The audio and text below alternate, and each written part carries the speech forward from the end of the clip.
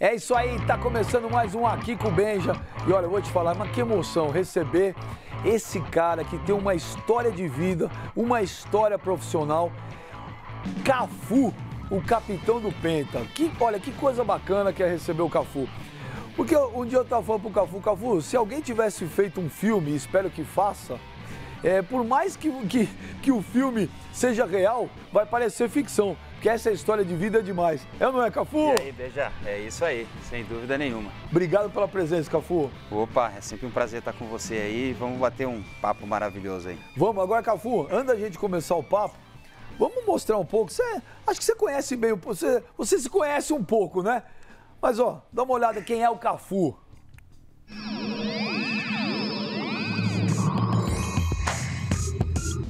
Origem humilde. O garoto Marcos Evangelista de Moraes foi um lutador desde o início. Nasceu no dia 7 de junho de 1970. 70, ano do tricampeonato mundial com um lateral direito levantando a taça. Era Carlos Alberto Torres. O estilo do garoto do Jardim Irene era diferente do Capita. Virou o Cafuringa, consagrou-se Cafu. O apelido veio de um ponta-direita habilidoso e atrevido que se destacou nos anos 70. Antes disso, muitas batalhas, muitas peneiras, até ser aprovado no São Paulo Futebol Clube. As dificuldades da vida nunca foram obstáculos para o moleque Marcos. Talvez por isso ele tenha se adaptado também em diferentes funções. Começou como um atacante, depois foi recuando até chegar na lateral direita.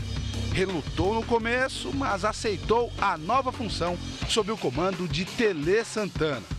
No começo da década de 90, chegou quase à perfeição. O aprendizado foi grande. A sorte esteve ao lado do competente Cafu. Títulos e mais títulos. Foram diversas taças no São Paulo. Uma conquista sem questionamentos também no Palmeiras em 1996. Na velha bota, Cafu encantou romanos e milaneses. Ele fez parte do elenco vencedor do Brasil na Copa do Mundo de 1994. Mas nada se compara ao brilho no olhar de 2002. Marcos Evangelista de Moraes, que nasceu em 1970, era o capitão da seleção brasileira. Capitão lateral direito, campeão, assim como Carlos Alberto Torres. Cafu entrava para a história, vitória do povo. Ali foi um exemplo para mostrar que quem batalha vence. Cafu, exemplo para o Jardim Irene e para todas as comunidades de um país.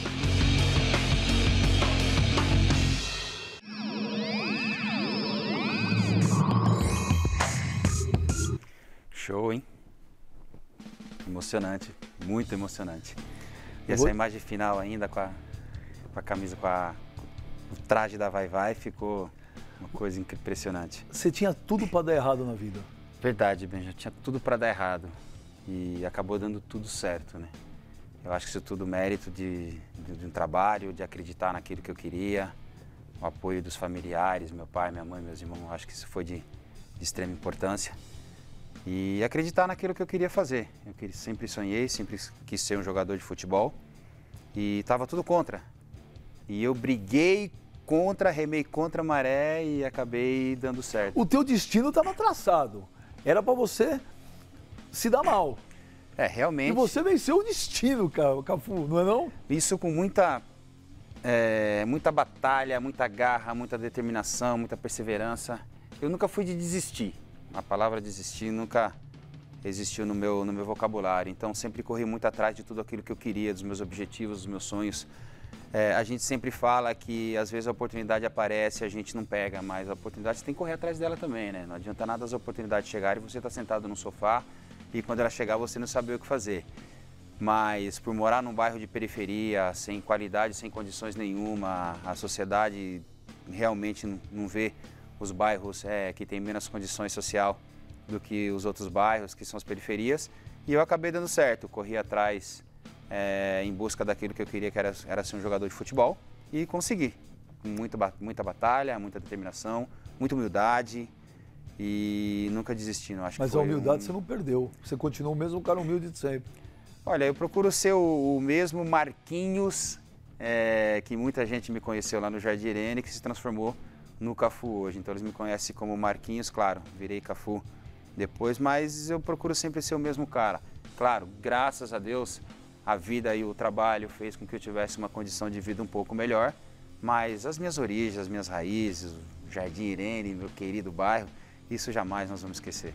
Semana passada eu entrevistei aqui o Mano Brown dos Racionais e tem uma frase do Brown, você concorda? Você pode sair da favela, mas a favela não sai de você? Isso é verdade. Você pode sair da favela, mas ela jamais vai sair de você. Você pode sair do Jardim Irene, mas o Jardim Irene jamais vai sair do Cafu. É claro, as condições de vida fez com que nós tivéssemos uma condição melhor, fez com que desse uma condição melhor de vida para os meus parentes, para os meus pais, para a minha família. E isso é louvável. Você trabalha para que você possa melhorar de vida. E isso não quer dizer que, pelo fato de você ter saído do Jardim Irene ou pelo fato de você ter saído da Fundão, não quer dizer que você não ama o seu bairro e você não gosta do seu bairro. É que a vida te propôs uma condição melhor e você está crescendo. E isso é legal.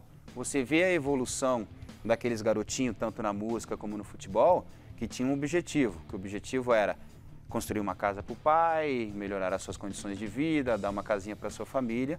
E nós conseguimos fazer isso, mas jamais vamos esquecer as nossas origens, aquilo que nos fez crescer através daquelas periferias. Ô Cafu, você falou assim, eu nunca fui de desistir. Fala a verdade, moleque, sem grana, fazendo as tripas coração para ir pegar um busão, para ir para as peneiras. Você foi reprovado 39.455 vezes nas peneiras.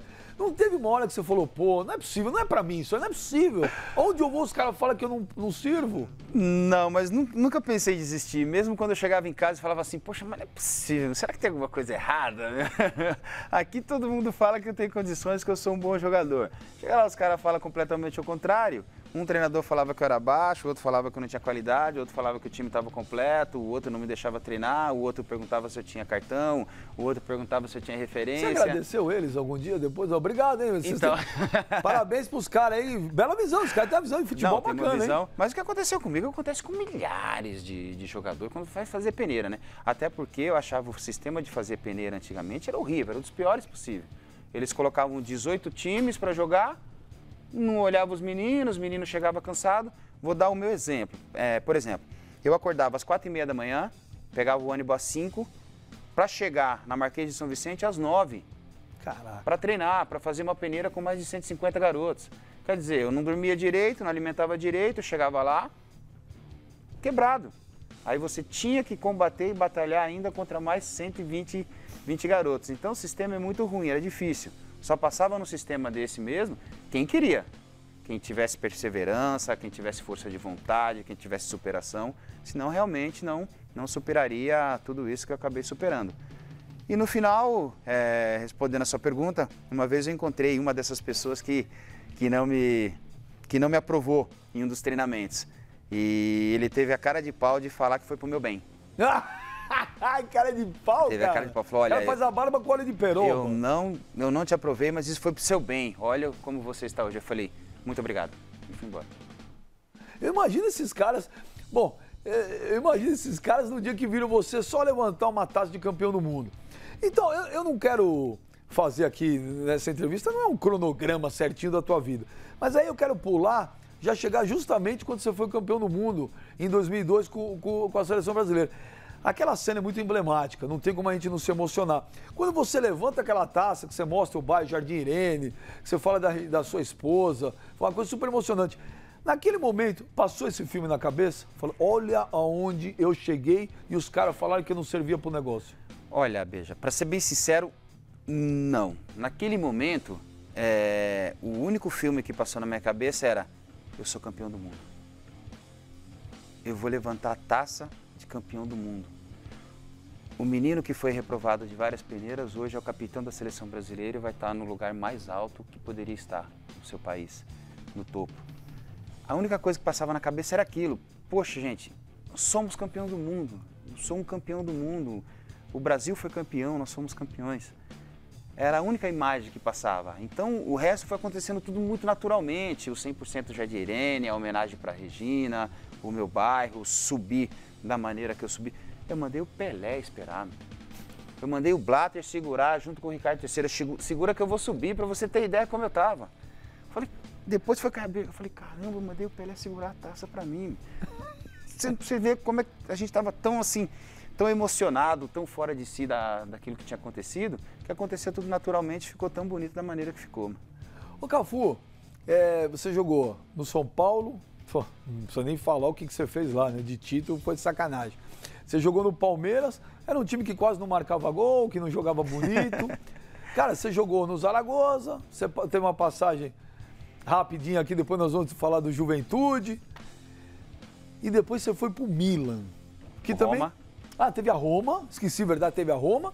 E depois o Milan, que também teve uma carreira mais ou menos curta. No Milan, teve muito sucesso. Cafu, se tivesse que escolher, é o Cafu do São Paulo, do Palmeiras, do Milan ou da Roma? Cafu da Seleção Brasileira. Eu sabia, eu não coloquei Seleção Brasileira, que era pra você não falar, mano. Hein? É o Cafu da Seleção Brasileira, o Cafu do povo, o Cafu dos times, o Cafu de todo mundo. O relacionamento que eu tive com todos os times que eu passei, Beija, foi fantástico, cara. Eu tenho portas abertas no São Paulo, no Palmeiras, no Juventude, mesmo ter jogado pouquíssimo, no Zaragoza, no Milan, no Roma, no Itaquaquecetuba, enfim. Eu tenho um relacionamento muito bom com todos esses clubes que eu passei, até porque eu sempre procurei ser bom naquilo que eu fazia. Eu sempre procurei ser um bom profissional, sempre procurei ser um profissional exemplar naquilo que eu sabia fazer, que era jogar futebol. Então, de todos os clubes que eu passei, graças a Deus eu tenho portas abertas em todos eles. O primeiro programa que eu fiz aqui do Aqui com o Benja foi com o Oscar Schmidt, o mão santa do basquete. O Oscar falou uma frase aqui que foi o seguinte: eu sou produto de muito treino. Você também? De muito. Talvez eu seja um produto de muito mais treino do que o Oscar. Muito, mas muito treino. Eu adoro treinar, adorava treinar, adoro treinar até hoje, mas quando eu jogava profissionalmente, eu sabia que eu precisava do treinamento. O maior investimento que eu fiz em mim quando eu jogava foi no meu corpo. Eu investi no meu corpo, investi naquilo que eu precisava. Eu precisava do meu corpo para estar bem. E se eu estivesse bem, eu poderia render muito.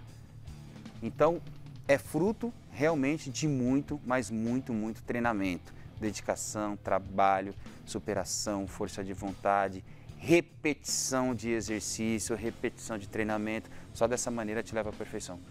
Bom, falar em perfeição, em treinamento, fundamento aí, vamos ver. Daqui a pouco eu tenho que falar de uma pessoa aí que acho que teve uma importância incrível na sua vida, não só profissional quanto pessoal. Mas aqui, ó, Cafu, tem o quadro que é o Aqui Se Pergunta. E ó, pô, que tem cara que gosta de você também, Cafu, caramba, a gente teve que selecionar, que tinha uns 1000 para fazer pergunta pra você. Vamos pro primeiro, roda aí, Aqui Se Pergunta.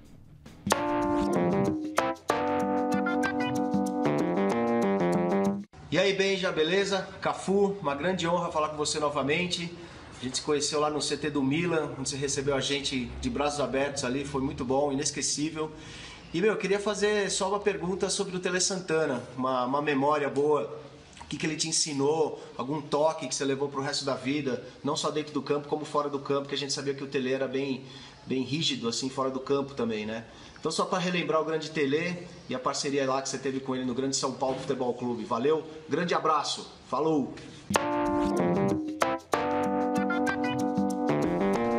Olha, André Asquista do Sepultura, a maior banda de heavy metal da história desse país. sem dúvida nenhuma. Fala do Tele e depois você fala dessa que eu não sabia aí que você recebeu Eu o Andrés recebi lá o no Andrés Milan. lá no Milan, eles tiveram uma passagem, estavam fazendo uma visita lá, telefonaram pra gente, a gente teve a oportunidade de recepcioná-los lá, mostramos o CT pra eles lá, mostramos o sem treinamento e eles adoraram. Andrés, um abração pra você, espero que vocês possam continuar nessa trajetória maravilhosa aí.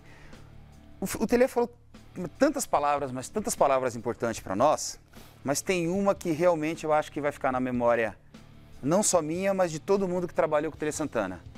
Malandro é o cara que age direito. Malandro é o cara que age direito. Por isso, haja direito. Porque tinha muita gente lá na nossa época que achava que era malandro, que achava que estava dando um perdido no Tele, que achava que estava dando um perdido nos amigos, que achava que estava dando um perdido no time. E no final ele estava se prejudicando. Estava prejudicando ele mesmo. E os anos se passaram. Os anos se e cadê passaram. o malandro? O malandro, infelizmente, teve um fim muito triste. Ô Cafu, mas é verdade também, eu tenho um pouco de folclore em cima disso, que o Tele pegava mesmo no seu pé com aquela história do cruzamento. Isso é folclore ou não? É um pouco de folclore, sim, sem dúvida nenhuma. Claro que ele pegava um pouco no meu pé, mas tinha um motivo. Eu tenho um carinho e um respeito muito grande pelo Tele. Nós tivemos uma passagem no São Paulo, assim, fantástica. Juntou a fome com a vontade de comer. Porque o Tele adorava dar treino. Putz, eu adorava treinar. Eu gostava muito de treinar. Então eu chegava no centro de treinamento, tipo 40 minutos antes para treinar, porque o Gilmar precisava de alguém para treinar, o Alexandre, quando o final do Fufu precisava de alguém para treinar, o goleiro, o próprio Zete. Então eu chegava um pouco mais cedo e eles ficavam treinando a batida de bola e eu aproveitava e ficava lá. Eles chutavam, eu dominava, cruzava, batia. Então eu aproveitava o treinamento deles. E o Tele viu isso. E o Tele adorava treinar também. Então quando eles me passaram para a lateral, eu tinha algumas dificuldades em relação a posicionamento e batida na bola. E para bater na bola igual o Tele, não tinha outro. O Tele tinha uma facilidade de bater na bola, que era uma coisa incrível. Ele só não tinha força na nossa época, mas ele pegava a bola e falava, coloca a bola onde vocês quiserem. E a gente até postava com ele. Tá brincando. Duvido. Aí uma vez nós pegamos um cestinho de lixo, colocamos na beira do banco. E deixamos 3 bolas lá. E apostamos entre nós mesmos. Falou, ó, o professor Tele vai chegar aqui, ele vai chutar 3 bolas dentro do cesto. Quer apostar? E vai olhar pra gente, vai fazer só assim. E a gente lá sentado, fingindo que não estava vendo o Tele, batendo papo, lá vem o Tele, pega a primeira e tuf no cesto. A gente olha um pro outro, ele tuf no cesto. Terceira bola, ele tuf no cesto. Aí ele falou assim, vocês estão achando que eu não tô vendo, né? Vocês estão vendo o que eu tô fazendo, né? Vai lá agora vocês para ver se vocês conseguem. Então ele tinha uma facilidade e ele queria, e ele passava pra gente essa maneira com que ele tinha de bater na bola. Pé direito para quem era destro, pé esquerdo meio metro longe da bola, a maneira de bater na bola, a maneira de cruzamento era completamente diferente para quem jogava no meio. Então quando eu saí do meio para lateral, era completamente diferente o posicionamento e a maneira de bater na bola. Um treinador que faz isso tem mais moral para cobrar jogador ou não? Tem. Eu acho que o treinador tem que ter moral para cobrar jogador. Principalmente o treinador que treina, que dá treino, que é participativo, que está no dia a dia com os jogadores. E tem treinador que não entende os jogadores. Tem treinador que não dá treino?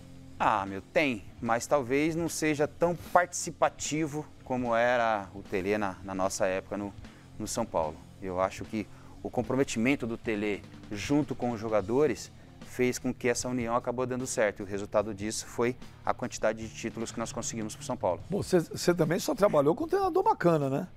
O Tele, monstro. Vanderlei Luxemburgo, monstro.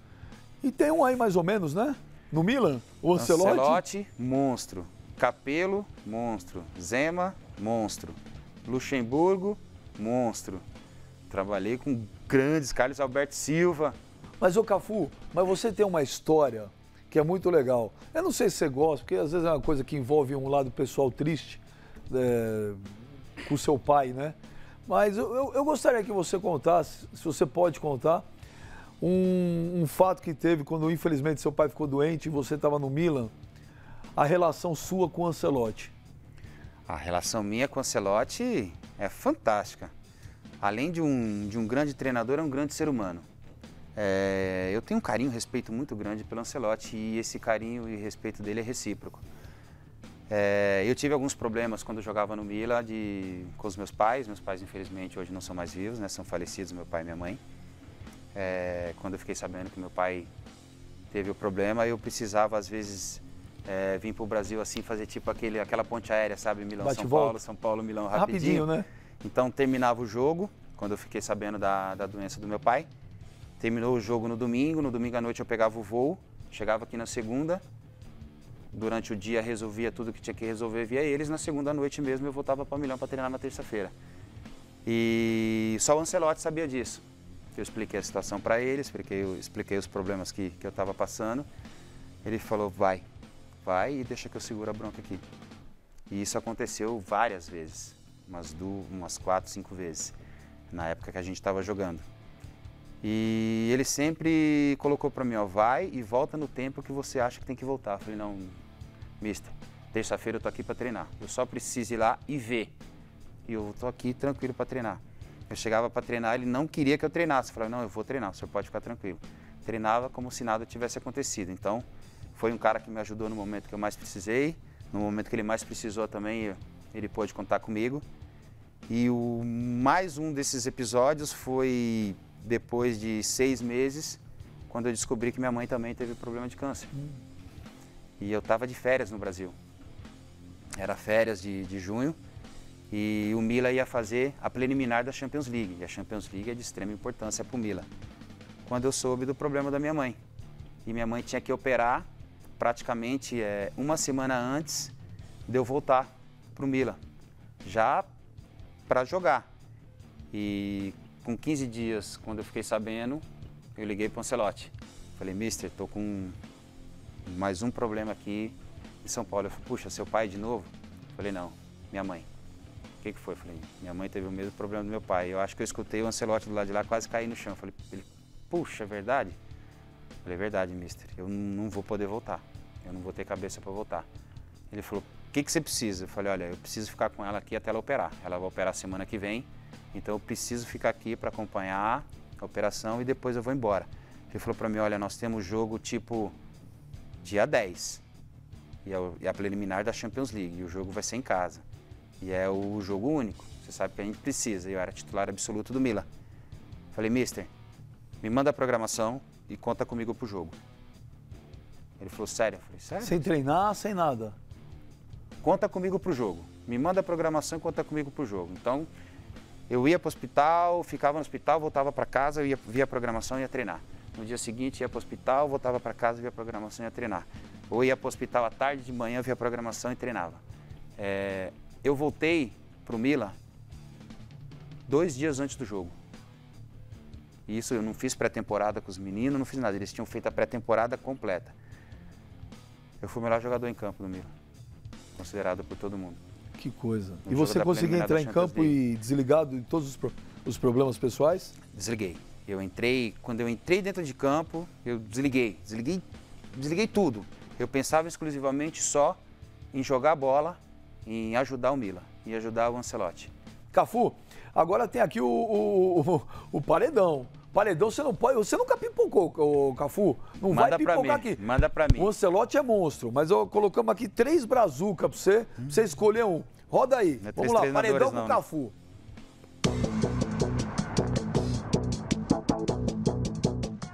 Cafu, você tem que escolher.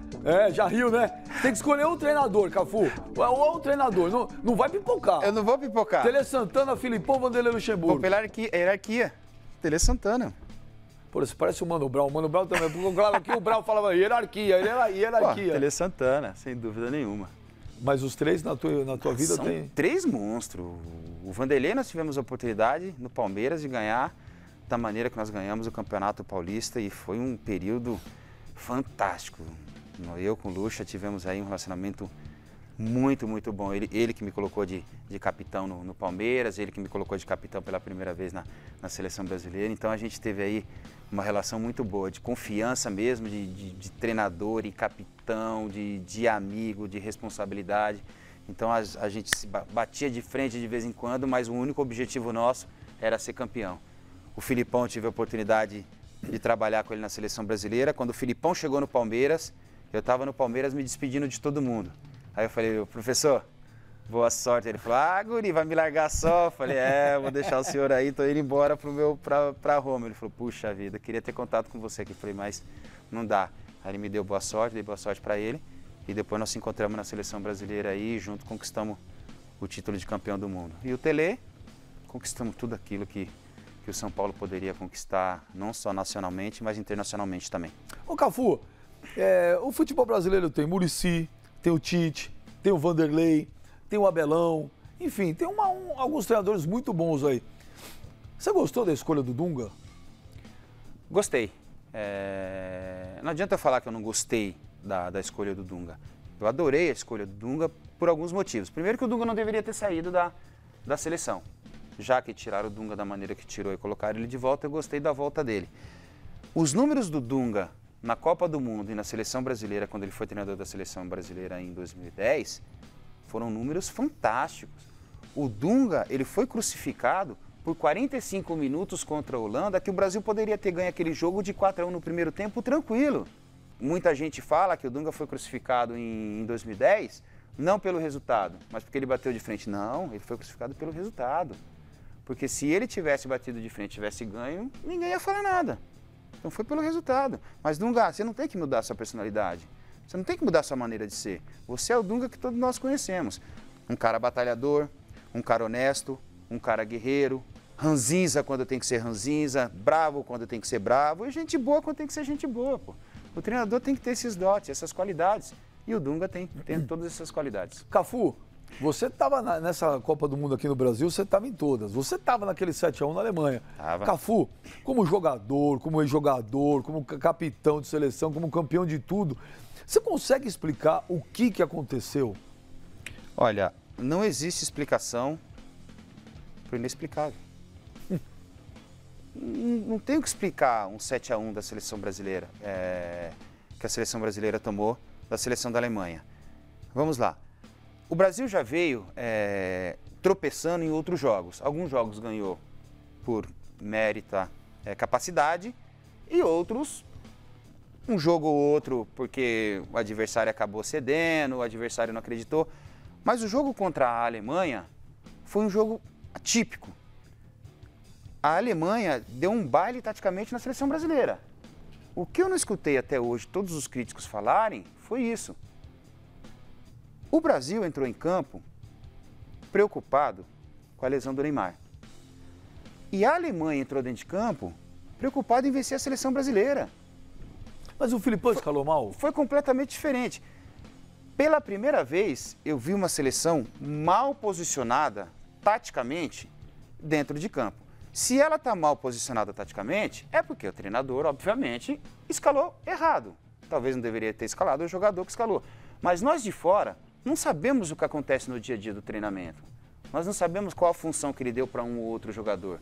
Naquele momento, ele achou que aquela seleção era a melhor seleção para enfrentar a Alemanha. No meu ponto de vista, não era. O forte da Alemanha era meio de campo, envolver o Brasil no meio de campo, às vezes sair pela lateral, às vezes, porque na maioria das vezes a seleção da Alemanha entrou pelo meio. Então, de repente, estava muito fácil corrigir esse erro tático. E esse erro tático custou os quatro primeiros gols em 35 minutos para a seleção da Alemanha. Você tomando de 4-0 no primeiro tempo, uma seleção da Alemanha, que é uma seleção fortíssima, numa semifinal de Copa do Mundo, dificilmente você vai reverter esse resultado. Mas se você é capitão, você está vendo que a escalação para um jogo decisivo, você é capitão, você é o líder do time, você está vendo que, essa não é a certa. Você teria ido falar com o treinador? Você fala com o treinador. Você não vai falar para ele que o treinador está errado. Mas você vai dialogar. Jamais o capitão deve falar, você está errado. Mas você pode falar para ele, eu acho que, ponto. Dá para fazer dessa maneira, ou eu acho que dessa maneira nós vamos sofrer, ou eu acho que dessa maneira nós vamos ter dificuldade. O capitão jamais vai falar para o treinador, você está errado, tira esse, coloca ele. Jamais. Algum treinador já mudou uma escalação porque você, como capitão, foi lá falar? Já mudou. Na seleção com o Filipão chegou a ter também ou não? Nossa, com o Filipão... A de 2002? Com o Filipão a gente tinha um relacionamento que vocês não têm ideia. Professor, puxa, dá para fazer assim, dá para fazer assado. Dava. E ele ouvia, ele cedia? Cedia na boa. Nós tivemos N situações com o Filipão que você não tem ideia, que vocês não têm ideia. Dá pra falar alguma que você nunca falou? Uma? Não, já passou tanto tempo. Tranquilo, ele sabe, eu sei, o grupo sabe. Tipo, professor, tá tranquilo, deixa com a gente, tá resolvido. Dentro de campo a gente resolvia. E aí, professor, tá liberado, guri, vai embora. Acabou. Mas é um relacionamento... Cafu, Roberto Carlos, Ronaldo, Rivaldo... Ronaldinho Gaúcho. Pô, também? Denilson. Então, quer dizer, a confiança que o treinador tinha em nós era a mesma que nós tínhamos no treinador. Porque o Filipão sabia que se eu ou qualquer um do grupo falasse qualquer coisa para ele, eu não estava falando besteira. A gente não ia falar qualquer coisa para o Filipão para confrontar o Filipão ou para colocar ele em dúvida ou em xeque-mate. Ou colocar ele contra o grupo ou o grupo contra ele. Jamais. Então, tudo que a gente falava com o Filipão, primeiro a gente já chegava dando uma risada. Ele já falava assim, gurizada, vocês vão me... Vocês vão me... Fica tranquilo, professor. Então, a gente falava para ele de uma maneira que ele entendia. Ele Então, quando ele precisava ser duro, perfeito. Quando ele precisava ser um pouquinho mais tranquilo, ele era também. Então o relacionamento foi um relacionamento bom porque existia a confiança e existia essa palavra que eu falo muito para todo mundo, o comprometimento, cara. O comprometimento do nosso grupo com a seleção brasileira e com o Filipão, e com o Brasil. Eu acho que isso talvez faltou um pouco na seleção de 2014 jogando aqui no nosso país. Cafu, é verdade ou é mentira? Você sabe que tem o site boato.com e às vezes uma coisa começa a rodar, você nunca sabe se é ou não é. Então é bom perguntar para você. É verdade que depois do 7-1 da Alemanha você foi no vestiário e teve algum problema e pediram para você sair? É verdade. É verdade? É verdade. Eu estive dentro do vestiário logo após a derrota de 7-1. Eu me senti como um dos últimos capitães da seleção brasileira. Eu senti na pele o que esses meninos poderiam estar sentindo no vestiário. Você ficou mal, pá? Fiquei mal e sabia que naquele momento aqueles meninos precisavam de um apoio, precisavam de um incentivo. Porque todo mundo já ia bater nesses meninos. Não tinha um que não ia bater na seleção brasileira. Não adianta falar que vocês não iam bater, que vocês iam bater e bateram. Falei, puxa, esses meninos vão precisar de um incentivo, de um apoio. Desci, entrei no vestiário, fui até a sala do Filipão, falei com o Filipão, com o Mortosa, com o Marinho, com o Paixão. Marinho é o presidente da CBF, com todo mundo. E aí, Filipão, tudo bom, tudo bem? Professor, esses meninos precisam de você agora. Vamos embora. Ele, nós já estamos indo, estamos batendo papo. Posso falar com os meninos? Ele falou, ô guri, deve. Ele falou, deve, acho que você tem que falar com os meninos, porque o clima lá tá ruim. E comecei a falar com um por um. Fui no Thiago, que estava num cantinho, de cabeça baixa, triste. Thiagão, capitão, capita. Eu falei, capita, não, filho, a força do lobo tá na matilha. E a força da matilha tá no lobo, meu. É boa. Vambora, precisa de você. Aí ele, puxa, já tô indo. Aí ele já levantou, já veio ele no vestiário, começou a falar com um, com o outro. Falei com o Davi, fui falando aos poucos com cada um. Falei, gente, vamos lá, meu, vambora. O futebol acontece, perdeu, isso já passou, vamos levantar a cabeça. A vida de vocês vai continuar. A vida de vocês acontece após uma derrota também. Não é só após uma vitória. Então vamos embora, o Brasil vai precisar de vocês em outras ocasiões também. Ó. Vamos levantar a cabeça, vamos enfrentar o pessoal lá fora, porque o pessoal vai bater em vocês. E comecei a falar um por um, depois chegou o Júlio César. Aí, por minha surpresa, veio o chefe da segurança da seleção brasileira, que eu conheço muito bem, e falou que eu tinha que me retirar do vestiário. Mas a mando de quem? A mando do Marinho, a mando do presidente da CBF. Eu falei, calma, eu falei com o Filipão não, eu tenho ordens, ele falou pra mim, eu tenho ordens pra te tirar do vestiário. Que absurdo. Eu falei, sério? Ele falou, sério. Eu falei, aí ele falou, eu tenho ordem, o presidente da CBF falou pra não deixar ninguém estranho no vestiário. Pô, mas você não é estranho. Eu falei pra ele, ô guarda-bela, eu chamei ele de guarda-bela, não é guarda-bela, Félix? Você é estranho? Ele falou, poxa, Cafu, eu tenho ordem pra te tirar do vestiário. Quer dizer, o segurança estava constrangido. Ele falou, e ele ficou até assim, eu tenho ordem pra te tirar do vestiário. Eu falei, puxa, meu, bati no ombro dele, eu sei, ordens são ordens. Espera que eu vou sair do vestiário. Eu só vou no banheiro antes e volto. Ele falou, não, você tem que sair agora. Eu falei, posso pelo menos ir no banheiro? Ele falou, não, você tem que sair agora. Eu falei, mas quem que mandou eu sair? Ele falou, eu tenho ordens do presidente da CBF, José Maria Marinho, para sair do vestiário. Tem certeza? Ele falou, tem. Eu falei, então tá bom. Não vou discutir com você. Ele não deveria ter feito isso. Até porque eu estava no vestiário, não era para pedir camisa, não era para pedir chuteira, não era para pedir troca, não era para pedir bola, não era para pedir nada. Estava lá como ex-capitão da seleção brasileira e me sentindo o direito de tentar dar uma força para os meninos. Até porque eu tinha pedido pro Filipão. Porque se o Filipão fala assim para mim, vai embora, na hora. Eu senti o clima do vestiário, eu sou um cara um pouco inteligente, né? Então se ele falasse era melhor não, eu tinha ido embora. E aí ele me acompanhou até a porta, só que antes de eu ir embora, eu entrei no vestiário do treinador novamente, falei, Filipão, fica com Deus, boa sorte, se precisar de alguma coisa, tuas ordens, cumprimentei todo mundo um por um, inclusive o Marinho, falou, olha, eu tô me retirando e fica com Deus, e fui embora. Você acha que se o Neymar tivesse em campo, a história teria sido outra ou não? Isso é muito relativo, mas eu acho que não. Eu acho que a história, de repente, não teria sido outra. A Alemanha estava muito bem postada, cara. A Alemanha estava muito bem taticamente dentro de campo. A nossa peça principal é o Neymar.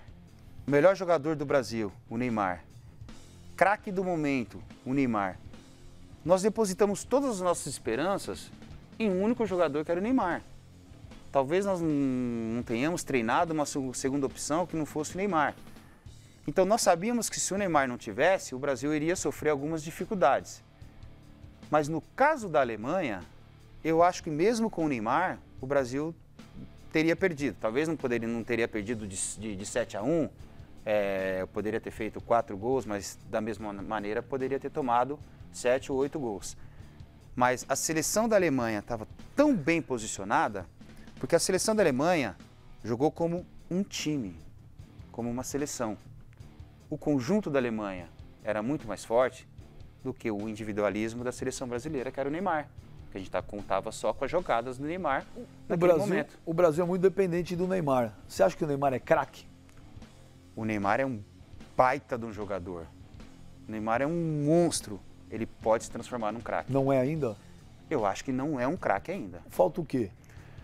Falta conquistar muitos títulos importantes, amadurecer bastante. Essa ida para a Europa vai ajudar com que ele realmente amadureça o suficiente para que ele possa se transformar num craque. Para o futebol brasileiro, ele foi um dos nossos maiores craques nos últimos tempos. Para o futebol brasileiro, um dos maiores craques que nós tivemos nos últimos tempos foi o Neymar. E nós não vamos achar um outro craque no futebol brasileiro igual o Neymar. Mas para o futebol mundial, o Neymar ainda está atrás de outros grandes jogadores que sim, pode considerar alguns craques. Mas o Neymar pode sim ser um craque. Você acha que o futebol brasileiro está tecnicamente tão ruim assim como todo mundo fala ou não? Tá. Tá. O futebol brasileiro perdeu muito em termos de qualidade dos últimos anos para cá, cara.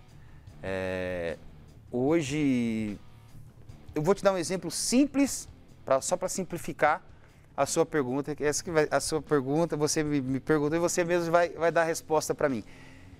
Cita 3 craques e 3 ídolos de cada time do futebol brasileiro hoje. 3 craques. Não. Craque? Hoje no futebol 3 brasileiro? 3 caras que desequilibra por time. Não, hoje eu não cito. Porque não tem. Se eu falasse para você, há 10, 12 anos atrás, ou 15 anos atrás, cita 5 craques por time, você citava fácil. Fácil. Hoje, dificilmente você cita um craque brasileiro. Dificilmente você cita um craque brasileiro. O último que nós tivemos, brasileiro, foi o Neymar. Então eu vou falar agora pra você. Tem um cara aí que vai fazer a pergunta pra você agora, no Aqui Se Pergunta. Esse é craque, esse é monstro. Esse é, na minha opinião, um dos maiores nomes da história do futebol brasileiro. Esse cara tem moral. E olha que ele fez pergunta pra você. Posso colocar, não? Manda vir. Então vamos lá. Aqui Se Pergunta com o Cafu. Ó quem tá aí, Cafu.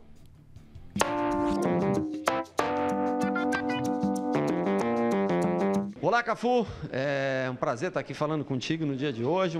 Meu capitão, seleção brasileira, uma pessoa que eu respeito muito. Nós estivemos juntos na Copa do Mundo 2002 e 2006, além de tudo que eu aprendi contigo aqui no São Paulo.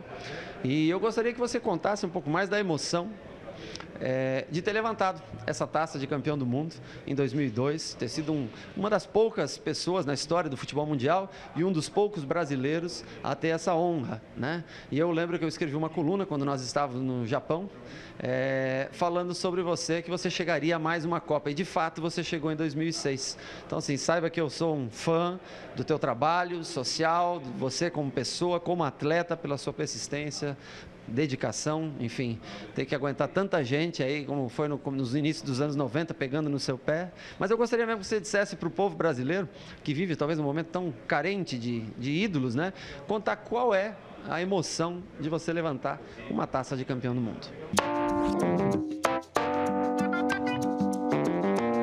Vou te falar, eu vou embora. Porque, pô, o Rogério Ceni, rapaz, enchendo a tua bola, não tem mais o que fazer aqui, acabou o programa. Não foi combinado, E o futebol brasileiro tá carente de ídolos. Praticamente aquilo que eu falei.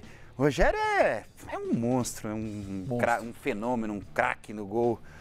É um amigo, um pai de família exemplar, um companheiro, um cara que se dedica. É um cara que tem um comprometimento com o clube, se dedica com o clube, com a torcida, com os treinamentos. Tanto é que ele chegou aonde ele chegou e jogando da maneira como que ele está jogando. Nós tivemos um relacionamento fantástico, tanto na seleção brasileira como no São Paulo. A seleção brasileira terminava o jantar, a gente ficava tomando cafezinho. Então nesse café a gente fazia um resumo de tudo o que acontecia no futebol brasileiro, no futebol mundial, na vida, na política, na cultura, no Brasil, no povo, nos treinamentos. Então a gente ficava ali mais ou menos quase 2 horas tomando café, por incrível que pareça, e fazia um resumo de tudo. Eu, ele, o Marcão, o Vampeta, o pessoal todo.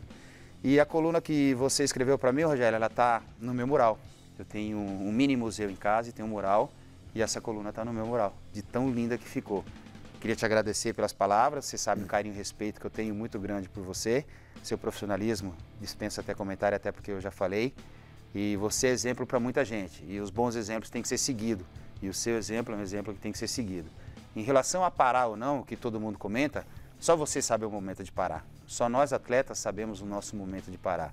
Então o momento que você decidir parar, vai ser o momento que você vai botar um ponto final, e nós vamos respeitar muito isso, porque nós respeitamos muito o seu profissionalismo e o seu trabalho. Então, Rogério, obrigado. O Rogério Ceni está com 41 anos, você parou com 37. 38. 38. Mas vou te falar, quando você podia estar jogando, cara, que é impressionante. Quando você parou no Milan, você recebeu proposta de clubes brasileiros para voltar aqui ou não? Clubes grandes? Recebi. Grandes clubes e tinha um pré-contrato quase assinado com o Santos. Já estava palavrado com o Santos para voltar para o Santos. E por que você não quis? Foi quando eu tive problema com meu pai. Ah.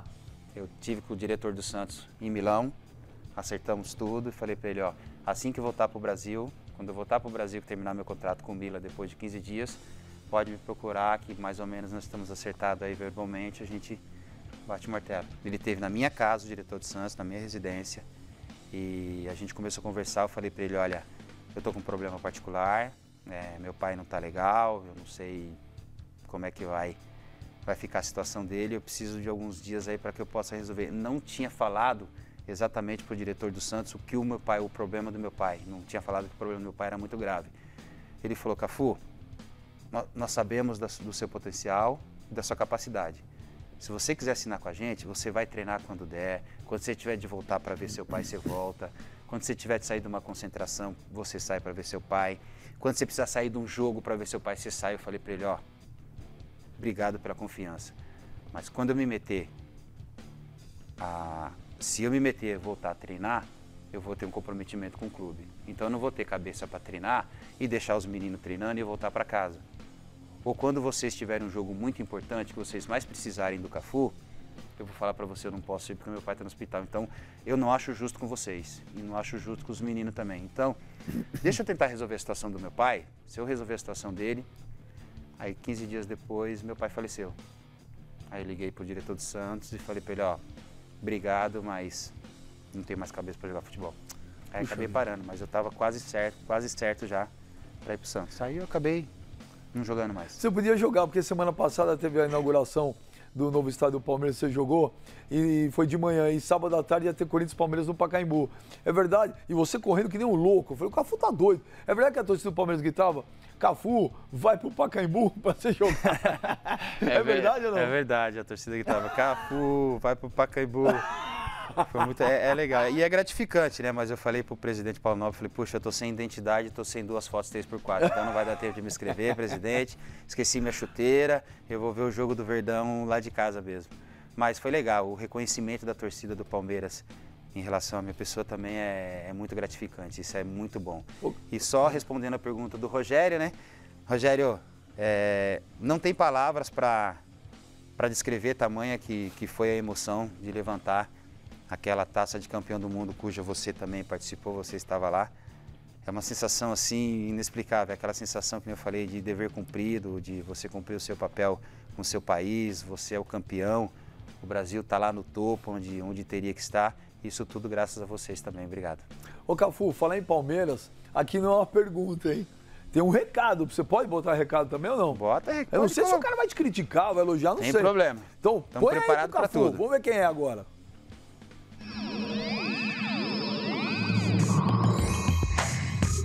Grande amigo Cafu, satisfação imensa estar aqui. Queria te mandar um grande abraço. Você é uma pessoa que eu conheci, né, na seleção. Tive esse prazer imenso de ser seu amigo, de saber que você é uma pessoa do bem, uma pessoa com um coração imenso.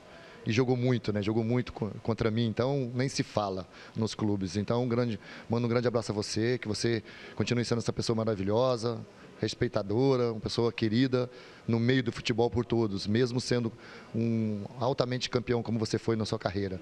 Um grande abraço aí, fica com Deus, meu amigo. A gente se encontra por aí. Grande abraço. Esse é gente boa, Paulo, né? gente fina demais. Tá cabelinho legal, Eu né? vou falar pra você, tá com o burrinho dele na sombra, tem não sei quantas mil cabeças de gado lá do outro lado. Parabéns, Paulo. Eu gosto de ver o crescer, eu gosto de ver as pessoas Lógico. dando bem. Ainda mais do que as pessoas que a gente gosta. Ele só não muda aquele estilinho ruim dele, né? Aquele estilinho de vestir, cabelinho pro lado. Paulo, não dá, né, meu? Melhoradinha, né, meu?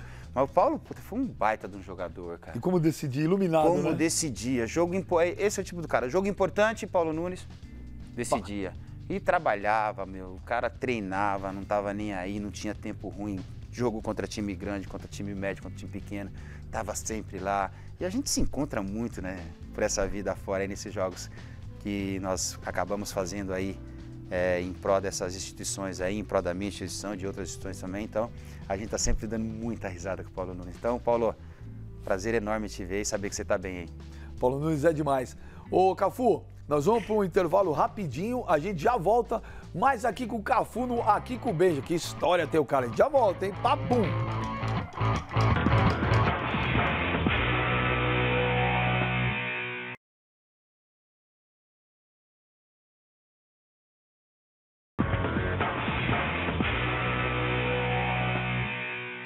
É isso aí, estamos de volta no Aqui com o Benja, com o Cafu, é o capitão que está rindo. Nada não. Não você ri, meu. Eu sou um cara feliz, mano. Eu falo Cafu ri, pô. Tô fazendo stand-up aqui, tá engraçado? Parece, viu? Ô, Cafuringa, vamos para mais um Aqui Se Pergunta aí. O que tem de cara que queria fazer pergunta com você? Tinha que fazer um outro programa só de cara que queria conversar com você. Isso é muito legal, né, Cafu? Teus anos todos, você não tem inimigo no futebol, né? Ah, eu acho que não. Graças a Deus, acho que não. Eu me dou bem com todo mundo, dou risada com todo mundo. Tenho um relacionamento transparente também, vou em tudo quanto é evento, sempre encontrando, sacaneando todo mundo. Eu acho que isso é legal. Eu acho que ter essas portas abertas com todas as torcidas, com jogadores de todos os clubes e todos os clubes, eu acho que isso é legal, isso é muito gratificante. Eu fico feliz de ver que as pessoas gostam bastante da pessoa do Cafu. Isso é legal, né? Você nunca teve rejeição, né? Por exemplo, você nunca foi xingado por corintianos, santistas, não, flamenguistas? Por incrível que pareça, não. Isso é muito legal, isso é muito bom.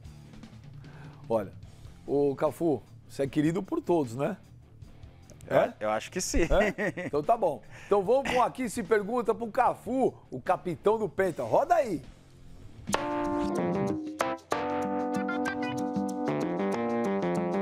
Querido Cafu, meu grande abraço antes de tudo. Eu queria perguntar para você uma coisa delicada. Claro que eu vejo o Cafu sempre São Paulino, mas também teve o Cafu palmeirense, com grandes resultados. O que fica mais na tua história? A origem da camisa tricolor, não adianta falar que são as duas, ou o Palmeiras Parmalat. Um abração para você. Parou, chama aqui, ó. Boa, Marco Aurélio, não pipoca. Não, doutor Marco Aurélio, bato no peito. Eu sabia que você ia falar que não adianta falar as duas. Eu já tinha até certeza disso. Então já. não fala. Pro doutor Marco Aurélio, a gente tem... Doutor, um beijão no coração. Tem uma cara que figuraça. Ele é gente boa. Gente finíssima. Mas não foge da pergunta, não. Não dá um leão da montanha direita, não. Pode falar. Peraí, eu tô enrolando tô enrolando. Enquanto isso, eu tô lembrando da minha professora de inglês. Well. Vai dar dando tempo de você pensar na sua Então eu vou te falar em italiano. É o cazzo. Pode falar. Sticavolo, doutor Marco Aurélio. Sticavolo.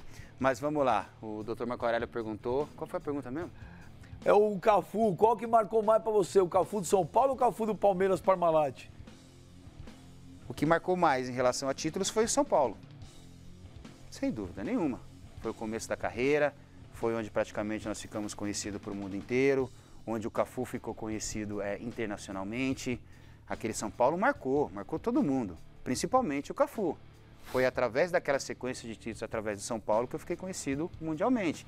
E foi através do São Paulo, daquilo que eu fazia no São Paulo, que eu fui contratado por Palmeiras. Então, enquanto eu estive com a camisa do São Paulo, eu me dediquei e me comprometi com o São Paulo.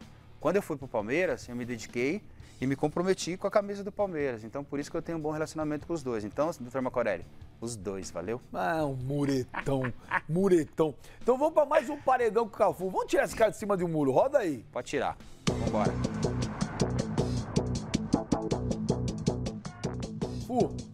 Tafarel, Marcos ou Rogério Ceni? Qual que você escolheria para ser goleiro do seu time? Não dá para jogar. Agora, ô Pipoca, não dá para você colocar 3 goleiros no mesmo time. Ó, eu vou falar para você por que dá para colocar os 3 goleiros no mesmo time. Não dá. O Rogério na linha não joga, só vai ficar no gol. O Marcão na linha de centroavante ele já fez gol e o Tafarel de centroavante também ele já fez gol. Não, mas o teu goleiro é o Rogério Ceni. O goleiro é o Tafarel. Tafarel. Vou respeitar a hierarquia, Tafarel. Então vou para mais um Aqui Se Pergunta pro Cafu. Roda aí, Cafuringa.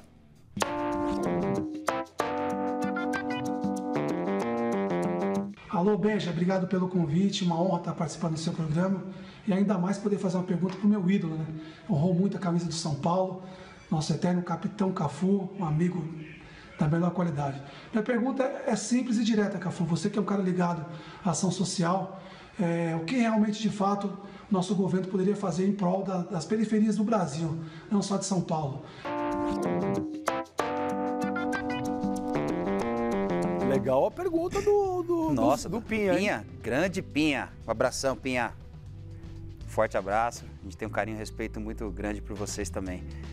Eu queria ter pelo menos uma meia hora para responder essa pergunta do Pinha, porque esse é um assunto realmente que eu tenho um comprometimento com esse assunto, eu estou engajado nesse assunto, eu gosto desse assunto, é um assunto que eu gosto de discutir. É um assunto que eu gosto de confrontar com as pessoas, eu gosto de bater de frente com as pessoas nesse assunto que é a questão social do Brasil, que é a questão das periferias do Brasil, que são os bairros com menos condições e menos qualidades dentro da sociedade que existe. É verdade que as periferias não te dá tanto objetivo, não te dá tanta esperança? É verdade. Por quê? Porque você não tem uma Fundação Cafu a cada periferia. Você não tem outras fundações, como a Casa do Zezinho, CUF e outras instituições, que faz esse trabalho. A Fundação Cafu hoje, para muita gente que não sabe, não é uma escolinha de futebol. Não é uma escolinha de futebol. O nosso foco, a nossa missão é 100% inclusão social, e o Pinha sabe muito bem disso. É mentira que na periferia e na favela só existe bandido, maloqueiro, vagabundo. É mentira, gente. O que existe lá é falta de oportunidade para essas pessoas. Concordo. Dá-se oportunidade a essas pessoas, vocês vão ver que o mundo estaria bem melhor. Vocês vão ver que essas crianças vão se transformar seguindo os bons exemplos. Não precisa ser só jogador de futebol. Pode ser um cantor, pode ser um apresentador, pode ser um cameraman, pode ser um vendedor de plástico, pode ser um empresário, pode ser quem for. Mas dá-se um exemplo bom para ela e dá para ela o direito dela combater com a sociedade, o direito dela aprender dentro da sociedade. E por falar em Fundação Cafu, Beija, eu trouxe um presente para você da Fundação Cafu, que eu não poderia esquecer. Aqui atrás, 100% Jardim Irene, e aqui na frente, Fundação Cafu. Essa, eu vou até levantar, que essa é pra você. Ah, Cafuringa. Você viu que eu quebro todos os protocolos, né? Porra, lógico. Bom, muito obrigado, cara. Vou usar assim com o maior prazer. Olha que legal. Homenagem da Fundação Cafu aí, das mais de 750 crianças aí pra você. Pô, muito legal, Cafuringa. Poxa, muito obrigado mesmo. Usarei sim com o maior prazer. Olha que legal. Pra gente encerrar, Cafu, a gente tem um quadro aqui que é o Aqui Não Se Pipoca, tá certo? Então, eu vou falar umas palavras para você. Falar uma palavra e você fala o que vem na tua cabeça, uma palavra só, uma coisa rápida, ok? Pode isso ir? Manda comigo, pipoco não. Tele Santana. Mestre. Seu pai. Melhor homem do mundo, minha referência. Jardim Irene. Minha paixão. Vanderlei Luxemburgo. Tecnicamente, os melhores treinadores que eu tive. 2002. Inesquecível. 1998. Copa da França. O que aconteceu? O Ronaldo teve um problema, passou mal e o Brasil perdeu para a França, mérito exclusivamente da França. Foi só isso? Só isso. O Edmundo estava mesmo escalado para o jogo? Estava escalado para o jogo e quando o Ronaldo chegou, tiraram o Edmundo da escalação e colocaram o Ronaldo novamente. Você jogou com o Romário em 94, jogou com o Fenômeno em 2002. Ronaldo e Romário, para você? Se eu fosse respeitar a hierarquia, eu diria o Romário, mas pela capacidade de superação e técnica dentro da área, o Ronaldo. Sua mãe? Uma rainha. Melhor mãe do mundo. Te amo. Você vê que coisa legal que você falou? Eu perguntei pro Brown, da mãe, ele falou a mesma coisa, rainha. Para terminar, quem é o Marcos Evangelista? Marcos Evangelista É aquele Marquinhos lá do Jardim Irene, um cara que nunca esqueceu suas raízes, nunca esqueceu seu bairro, seus amigos. E o Marquinhos é um cara feliz, cara. Eu sou um cara feliz, curto a vida, curto o dia a dia, não guardo mágoa, rancor de ninguém, vivo sempre pensando na frente, nunca pensando para trás. E sou esse cara que vocês conhecem aí. Caramba, Cafu, você é o cara. Cafuringa, sem palavras. Muito obrigado. Pô, que coisa bacana. Encerrando aqui o Aqui com o Benja. Você sabe a honra que é te entrevistar, Cafu. Sabe que eu sou seu fã. E a sua história de vida é uma coisa incrível. Alguém tem que fazer um filme da vida do Cafu, tá certo? É isso aí. Semana que vem tem mais Aqui com o Benja. Obrigado, Cafuringa. Beleza, Benja. Valeu! Valeu!